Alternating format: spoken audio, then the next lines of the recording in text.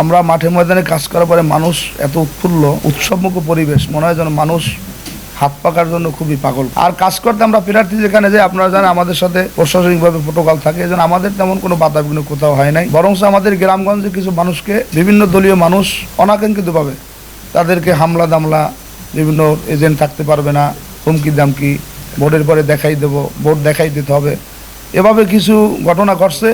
তো সেটা বিশেষ করে মির্জাগঞ্জেই বেশি দেখা যায়।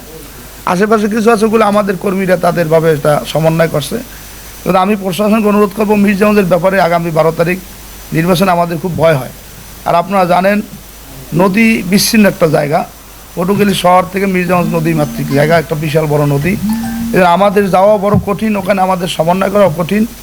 আর আমাদের এজেন্ট সহ দায়িত্বশীলদের যেভাবে ভয়ভীতি দেখাইছেন, তাতে ওখানে আমাদের একটা ভোট সুষ্ঠু করার ব্যাপারে প্রশাসনকে আমি দৃষ্টি আকর্ষণ করব। বিশেষ করে আমাদের পটুয়াখালীর স্বনামধন্য ডিসি মহোদয়, এসপি মহোদয়, র্যাব সহ সেনাবাহিনীর সহ দায়িত্বে আছেন, বিশেষ করে মির্জাগঞ্জে যারা ম্যাজিস্ট্রেট সহ দায়িত্বে আছেন, তাদেরকে আমি আন্তরিকভাবে অনুরোধ করব যাতে মির্জাগঞ্জটা আমাদের একটু বিশেষভাবে গুরুত্ব দেয়।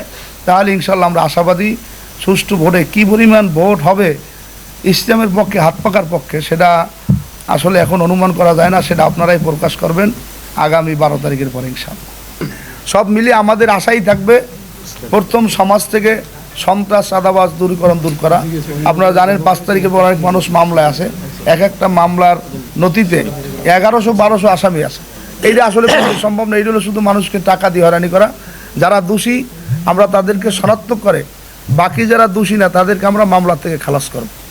আর আমাদের আরেকটা বিষয় হলো সরকারি যে আমানত, সরকারের পক্ষ থেকে বয়স্ক ভাতা, বিধবা ভাতা যেটা বরাদ্দ হয় এমপির বরাদ্দ থেকে, বিশেষ করে ইউনিয়ন পর্যায়ে, ওয়ার্ড পর্যায়ে, গ্রামগঞ্জে, এইটা সঠিকভাবে আমরা তদারকি করব।